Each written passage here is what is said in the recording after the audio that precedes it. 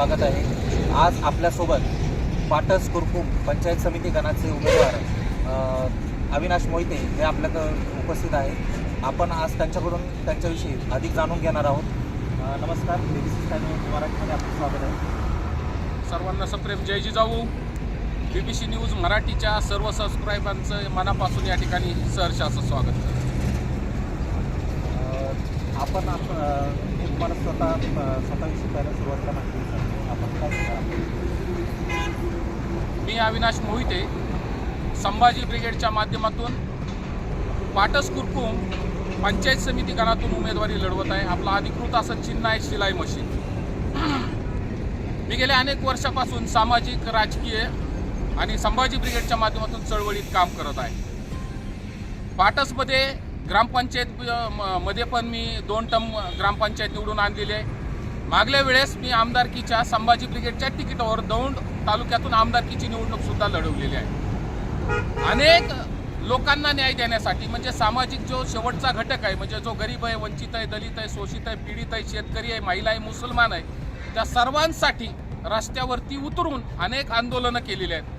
शेवटच्या घटकाला न्याय देण्यासाठी मी अनेक पंचायत समिती असेल, जिल्हा परिषद असेल किंवा तहसीलदार असेल, कलेक्टर कचेरीपर्यंत लोकांना न्याय मिळवून देण्यासाठी रस्त्यावरची चळवळ लढवत आहे। प्रत्येक कार्यकर्त्याला न्याय देण्यासाठी मी अहोरात्र झटत आहे।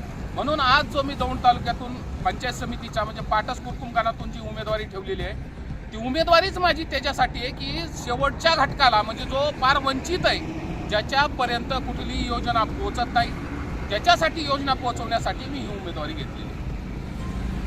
निवडून आल्यानंतर ना आपलं काय विजन असणार आहे? निवडून येणं न येणं हे मतदाराच्या हातात आहे। माझं निवडणुकीत लढण्याचं विजन सर तुमच्या चॅनलच्या माध्यमातून पहिल्यांदा सांगतो। जसं मी सांगितलं की आजपर्यंत या दौंड तालुक्यामध्ये कुठल्याही प्रकारचा विकास झालेला नाही। हा दौंड तालुक्या भाकास करण्यामध्ये कुणाचा हात आहे हे तुम्ही तपासून घेतलं पाहिजे। लक्षात ठेवा, या दौंड तालुक्यातली लोकशाही संपवण्याचा प्रकार झालेला आहे। या दौंड तालुक्यातला भीमा पाटस सहकारी साखर कारखाना आहे, तो कशा पद्धतीनं बिल्डरच्या घशात घातला।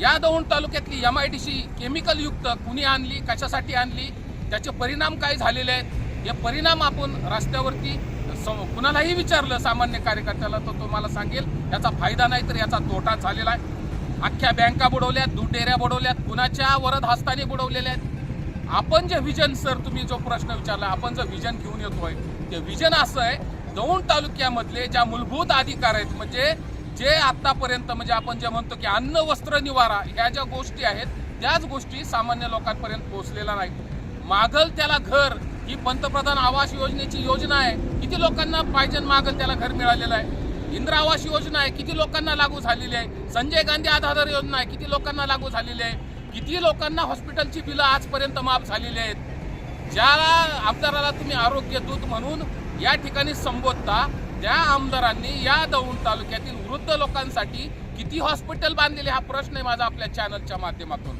या दौंड तालुक्याचा विकास झाला का तालुका भाकास झाला? ज्या पद्धतीनं बारामतीचं विजन आपण दाखवतो की बारामतीनं असं असं झालं, दौंड तालुक्यामधला एक मला गोष्ट दाखवा की या ठिकाणी आमदारांनी ही गोष्ट चांगली केलेली आहे। दौंड तालुक्यातल्या मुलांना शिक्षणासाठी परगावी जावं लागतं। इंजिनिअरिंग असेल, मेडिकल असेल, एक तर बारामती नाही तर पुणे। का आपल्या पाटसमध्ये त्या सुविधा होऊ शकत नाही? पाटसमध्ये 10वीचं 12वीचं बोर्ड येता 20 वर्ष लागली। कशासाठी लागली? पाटसकर काय एवढे नादान आहेत का? त्या सुविधा त्या पुरवू शकत नाहीत का? मतदारांनी विचार करण्याची वेळ आलेली आहे। लक्षात ठेवा, रस्त्यात खड्डे की खड्ड्यात रस्ते, अशी परिस्थिती निर्माण झालेली आहे। दौंड तालुका अनेक वर्ष पाठीमागं सरकला जातोय। दौंड तालुक्याचा विकास होत नाही का विकास करण्याची यांची नीतिमत्ता नाही, तपासण्याची वेळ आलेली आहे। सर मी तुमच्या चॅनलच्या माध्यमातून सांगतो, माझी तळमळ एवढी आहे, मी जे विजन घेऊन जातोय की मला दौंड तालुका सुजलम सुफलम करायचा आहे। या दौंड तालुक्यातला सामान्य कार्यकर्ता जो आहे त्याच्यापर्यंत सगळ्या सुविधा पोहोचल्या पाहिजे। त्याच्या घराची गटर लाईन असेल, त्याच्या मुलाचं ॲडमिशन असेल, त्याला लागणारं शाळामध्ये जे ॲडमिशनची नोंद असते ती नोंद झाली पाहिजे। जिल्हा परिषदेची शाळा जिवंत राहिली पाहिजे। शाळा फक्त सर जिल्हा परिषदेची कागदावरती राहिलेली आहे। निव्वळ इथं प्रायव्हेटेशन चालू आहे। इंग्लिश मीडियममध्ये जायचं म्हटलं तर 50-60 हजार रुपये लहान मुलांचं ॲडमिशन आहे। सांगा गरिबांना शिकायचं कसं? एखाद्या हॉस्पिटलमध्ये अचानक काय अपघात झाला, मुलाला घेऊन जायचं, घरच्यांना घेऊन जायचं, आईवडिलांना घेऊन जायचं, लाखभर रुपये भरायला लागतात. काय या तालुक्यामध्ये सरकारी हॉस्पिटल सुसज्ज आणि सुविधा असणारं होत नाहीये? म्हणून ते आपल्याला कामं पहिली करायची आहेत. लोकांना अन्न मिळालं पाहिजे, त्यांना वस्त्र मिळाले पाहिजे, त्यांना निवारा मिळाला पाहिजे. या मूलभूत ज्या गरजा आहेत या लोकांपर्यंत आपल्याला पोहोचवायच्या आहेत. हे जे लोक सुशिक्षित आहेत, ज्यांनी आता फॉर्म भरलाय, यांना माहिती आहे का पंचायत समितीचं कार्य काय असतं? यांना माहिती आहे का जिल्हा परिषदेच्या कुठल्या स्कीमा येतात, कुठल्या योजना असतात? ह्या तरी यांना माहिती आहेत का? यांना ABCD मधलं ABC A to Z कळतो का? ज्या माणसाला बोलता येतं, ज्याला नेतृत्व माहिती आहे, ज्याला माहिती आहे पंचायत समितीत कुठल्या योजना आहे, जिल्हा परिषदेच्या कुठल्या योजना आहे, कशा पद्धतीनं विकास केला जातो, हे जे ज्याला माहिती आहे त्याला सोयीस्करपणे बाजूला सारलं जातं. या दौंड तालुक्यामध्ये फक्त पैशावर कारभार चालतोय. बाप बडा ना भैया, सबसे बडा रुपया, अशी परिस्थिती झालेली आहे. आंधळ दळतंय आणि कुत्र पीठ खातंय. हे जे उमेदवार आता सर आपल्या चॅनलच्या माध्यमातून सांगतो हे प्रस्थापित आहे. का गरीबाला तुम्ही उमेदवारी देत नाही? का गरीबातला एखादा उमेदवार त्या ठिकाणी जाऊन निवडून आणला जात नाही? का प्रस्थापितांना वारंवार उमेदवार देत आहे? ज्यांनी पदं 5-5 वर्ष भोगलीत, हे झेडपीचे उमेदवार आहेत, त्यांनी 5 वर्ष झेडपीला सदस्य होते. काय विकास केला दौंड तालुक्यात? हे जे पंचायत समितीला आत्ताचे भाजपचे उमेदवार आहे, 5 वर्ष सभापती होते. चॅनलच्या माध्यमातून विचारतोय, मी खरं बोलतोय खोटं बोलतोय, माझ्यावर विश्वास ठेवू नका. तुम्हाला माहिती आहे 5 वर्ष त्यांनी काय विकास केला? फक्त एक विकास सांगा, एक सांगा गोष्ट. या दौंड तालुक्या, ह्या पाटास कुरकुम गटामध्ये या उमेदवारांनी अशा सोयी आणल्या. कितीतरी योजना आहे, कुक्कुटपालन असेल, विहिरींचं असेल, सिंचनचं असेल, ठिबक सिंचन असेल, कितीतरी योजना आहे. 100%, 90% सबसिडी आहेत. हो, यांना जर माहितीच नाही ती योजना कुठल्या आणायच्या, कशा आणायच्या, कुठं भांडायचं, कसं रेटायचं, फक्त स्वतःच्या स्वार्थासाठी, खुर्चीसाठी, सत्तेसाठी यांना पद हवीत. नाहीतर मग एकमेकांची जिरवण्यासाठी, नाहीतर लग्न पत्रिकेत फक्त यांची नावं पाहिजे सत्कार घेण्यासाठी. ही परिस्थिती आहे सर, खरी परिस्थिती मांडतोय. कळकळीने आणि तळमळीने विचार करा. आज वेळ आलेली बदल घडवण्याची. संभाजी ब्रिगेडचा उमेदवार आहे, ताकदीचा उमेदवार आहे, तुमच्यासाठी झटणारा, तुमचा पहाटे 4ला फोन उचलणारा उमेदवार आहे. आत्ता जर डोळे झाकतान, गप होतान, गांधीजींची माकड होताना आंधळी, मुक्कीन भैरी, चालणार नाही. 5 वर्ष पाठीमागं जाताल, एवढं लक्षात ठेवा. निश्चितच प्रस्थापितांना आव्हान देऊन तुम्ही सर्वसामान्यांचा आवाज उठवण्यासाठी किंवा त्यांच्या कामासाठी म्हणून तुम्ही आज उमेदवारी पत्करलेली आहे. यात मतदारांचा किती प्रतिसाद? हे बघा, आपली यंत्रणा कुठेतरी कमी पडते, पण हे दोघं पण लोक आता मतदारांना नकोय. धावळ्या पावळ्याची ही जोडी जमली ना, ही नकोय. आता ही लोक कशावर उमेदवारी मागतात माहिती आहे का? यांच्याकडे विजन नाही. आता कुठंतरी अजितदादा पवार यांचं आकस्मिकचं निधन झालं, त्याच्या श्रेयवादाची लढाई आणि त्याचं श्रेयवाद घ्यायला बघतात आहे. घड्याळाला मतदान तर अजितदादांना श्रद्धांजली, अशा पद्धतीचं यांनी हे चालवलेलं आहे. काय म्हणतात त्याला? कॅम्पिंग चालवलेलं आहे. तर ते कॅम्पिंग कसं आहे आता 2 मिनिट या चॅनलच्या माध्यमातून सांगतो. हे बघा, हे फार मोठं षडयंत्र आहे. तुम्ही माना नाही तर नका मानू. लक्षात ठेवा, छत्रपती शिवाजी महाराजांनंतर संभाजी महाराजांची हत्या ज्यावेळेस झाली त्यावेळेस शिवशाही महाराष्ट्रामध्ये होती. छत्रपती संभाजींची हत्या होते आणि लगेच राजाराम महाराज प्रौढ झालेले नाही, ते ना बालिक आहे म्हणून त्यांना काय केलं जातं, ओलीस ठेवलं जातं. त्यांना गृहीत धरून खुर्चीवर बसून ज्या पद्धतीनं महाराष्ट्रात शिवशाही जाऊन पेशवाई येते, पेशवाई कशी काय आली, शिवशाही होती तर पेशवाई आली, तसंच हे प्रकरण आहे. समजून घ्या. विषय महत्त्वाचा सांगतो, पहिल्यांदा सांगतो आपल्या चॅनलच्या माध्यमातून. अजितदादा पवार यांचं आकस्मिक निधन होतं. 3च दिवसात त्यांची राख विस्तव शांत होत नाही, तरी त्यांच्या पत्नींना उपमुख्यमंत्र्यांच्या पोस्टवर बसवलं जातं. कशासाठी बसवलं जातं? त्यांना माहिती यांचा अभ्यास कमी आहे, यांना हे समजत नाही. तर मग अनाजी पंथातल्या डोक्यातनं हे षडयंत्र आलेलं आहे. तो अनाजी पंथ कोण आहे हे समजून घ्यायचं. या ठिकाणी वेळ आलेली आहे. आणि मग तुम्ही जर आता करत असताल की अजितदादा पवार यांना श्रद्धांजली म्हणून राष्ट्रवादीच्या घड्याळाला चिन्ह द्या, पण घड्याळ ही कुणाची बाजू आहे हे समजून घ्या. घड्याळाला मत म्हणजे भाजपला मत, घड्याळाला मत म्हणजे कमळाला मत, कारण हा सत्तेतला वाटादार असणारा पक्ष आहे. हे तुम्ही समजून घेतलं पाहिजे. आणि ही अनाजी पंथांची आयडिया तुमच्या लक्षात आली पाहिजे की त्यांच्या पत्नीला गादीवर बसवायचं आणि काय करायचं, सत्ता आपल्याकडे ठेवायची. आता हे ज्याच्या नावावर भांडवल करून मतं मागत आहेत ती खरं तर भाजपला मतदान आहे. ही आधुनिक पेशवाईची सुरुवात आहे, हे आपण लक्षात घेतलं पाहिजे. आणि मग पेशवाई आणायची का शिवशाही आणायची हे जनतेने ठरवायचं आहे. आता वेळ आलेली आहे बदल घडवण्याची. लक्षात ठेवा, संभाजी ब्रिगेड ही महामानवांच्या विचारधारावरती चालणारा पक्ष आहे. शिव, शाहू, फुले, आंबेडकर ही महामानवांची विचारधारा जपणारा पक्ष आहे. तुम्हाला जर वाटत असेल की संविधान जिवंत राहिलं पाहिजे, तुम्हाला जर वाटत असेल घटना जिवंत राहिली पाहिजे, लोकशाही जिवंत राहिली पाहिजे. तर भाजप राष्ट्रवादी ह्या नाण्याच्या दोन बाजू आहेत हे समजून घेणं तितकंच महत्वाचं आहे. म्हणून संभाजी ब्रिगेडच्या उमेदवाराला 100% मत जनतेनं केलं पाहिजे. निश्चितच मित्रांनो, सर्वसामान्यांचा आवाज बनून आज कोणीतरी आपलं प्रतिनिधित्व करण्यासाठी धडपडत आहे आणि त्या उमेदवारीला किंवा त्यांना बळकटी देण्यासाठी म्हणून आपण सर्वांनी त्याचा विचार करावा. ब्रिगेडचे अधिकृत उमेदवार पंचायत समितीचे पुणे शहर संभाजी ब्रिगेडचे अध्यक्ष अविनाश मोहिते आणि त्यांच्या सौभाग्यवती जिल्हा परिषदेच्या सारिका मोहिते या जिल्हा परिषदेच्या गणातल्या उमेदवार आहेत. त्या संदर्भात आपण त्यांच्याशी दौंडच्या विकासाविषयी आणि गणाच्या विकासाविषयी त्यांच्याशी संधान साधणार आहोत. नमस्कार सर, आपलं स्वागत आहे. सर्वांना सप्रेम जय जिजाऊ. पहिल्यांदा RJ न्यूज या सर्व सबस्क्रायबांचं मनपूर्वक सहर्ष असं स्वागत करतो.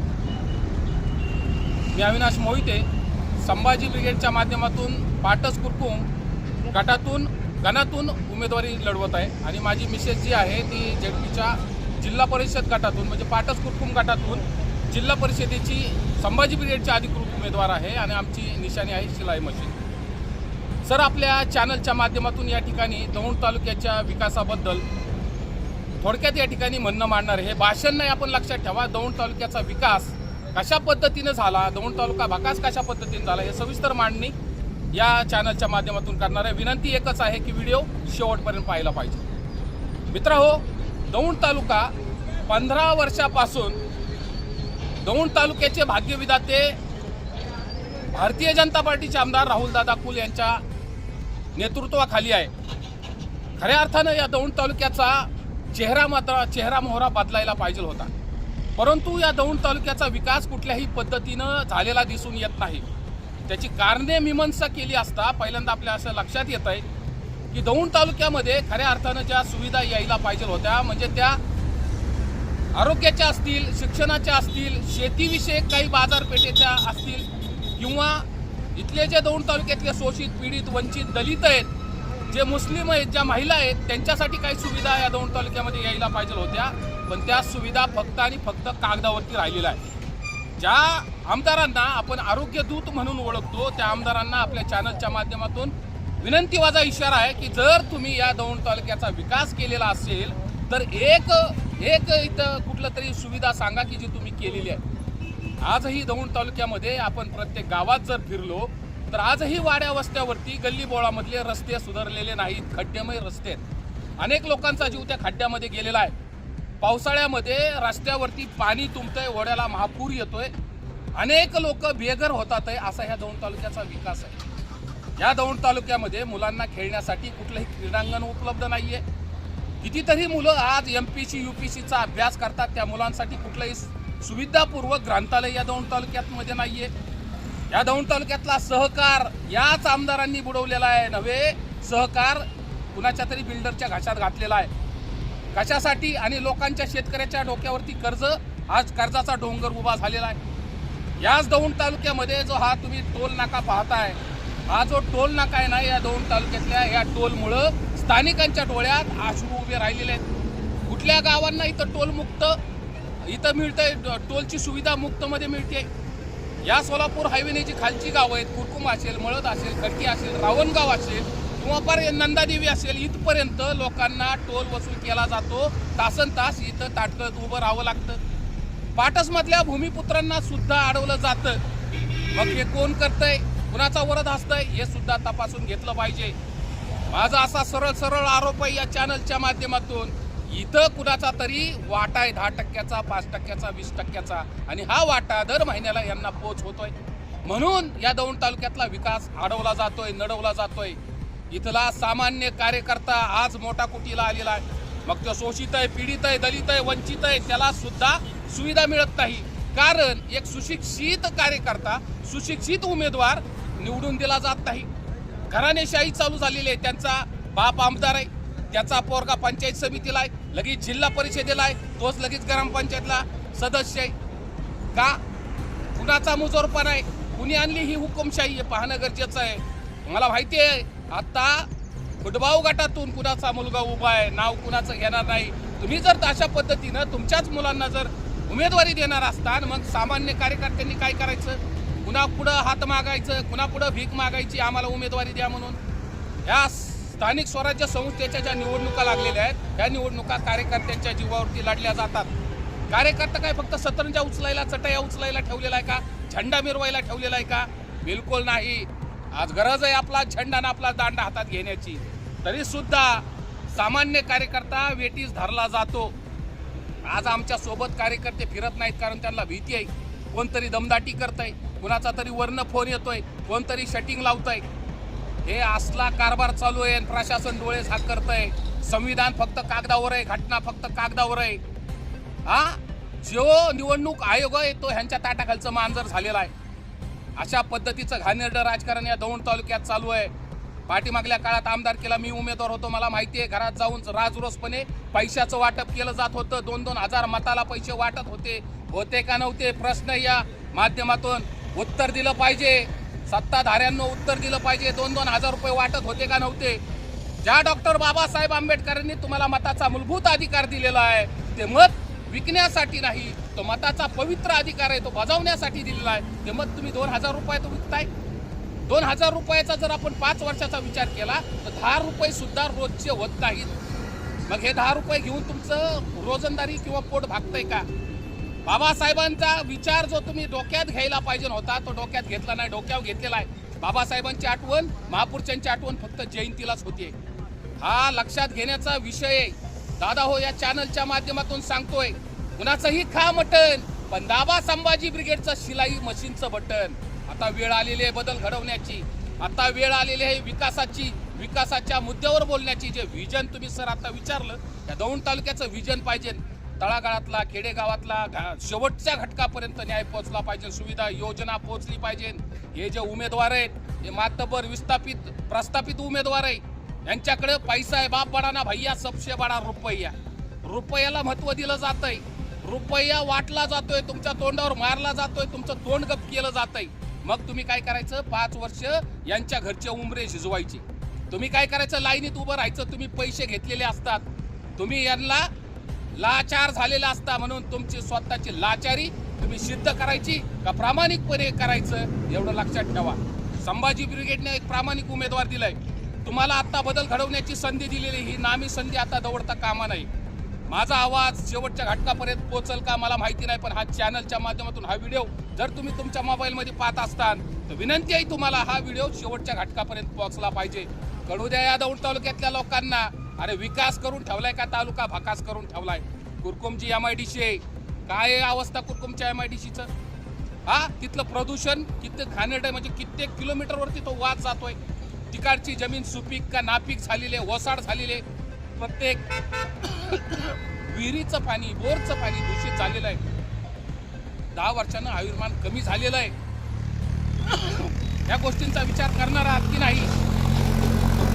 हे जर कुरकुम MIDC जर एखादी चांगली MIDC तिथं आली तर आपल्या स्थानिकांना रोजगार उपलब्ध होऊ शकतो, नोकऱ्या मिळू शकतात. तुमच्या काय आहेत तुमच्या अडचणी? मुलाबाळांना नोकरी लागली पाहिजे, शिक्षणामध्ये वाटा भेटला पाहिजे, शिक्षणाच्या सुविधा तुमच्या दारापर्यंत आल्या पाहिजेत, आरोग्याच्या सुविधा तुम्हाला भेटल्या पाहिजे. एवढ्याच सामान्य कार्यकर्त्याच्या मागण्या आहेत ना, त्या मागण्या सुद्धा पूर्ण केल्या जात नाहीत. वेटीस धरलं जातं. कशासाठी, कोण धरतं, याचा विचार करण्याची वेळ आलेली आहे. म्हणून आपल्या चॅनलच्या माध्यमातून विनंती आहे, जे लोक पाहतात त्यांना, आता उमेदवार नवा जर बदल घडवायचा असेल तर विचार करायलाच हवा. कारण पृथ्वी गोल आहे, दौंड तालुक्याचा विकास मात्र फेल आहे. एवढं त्या चॅनलच्या माध्यमातून डंके की चोटपट सांगतो. महाराष्ट्र पोलीस न्यूज 24 साठी दौंड तालुका प्रतिनिधी नेताजी खराडे.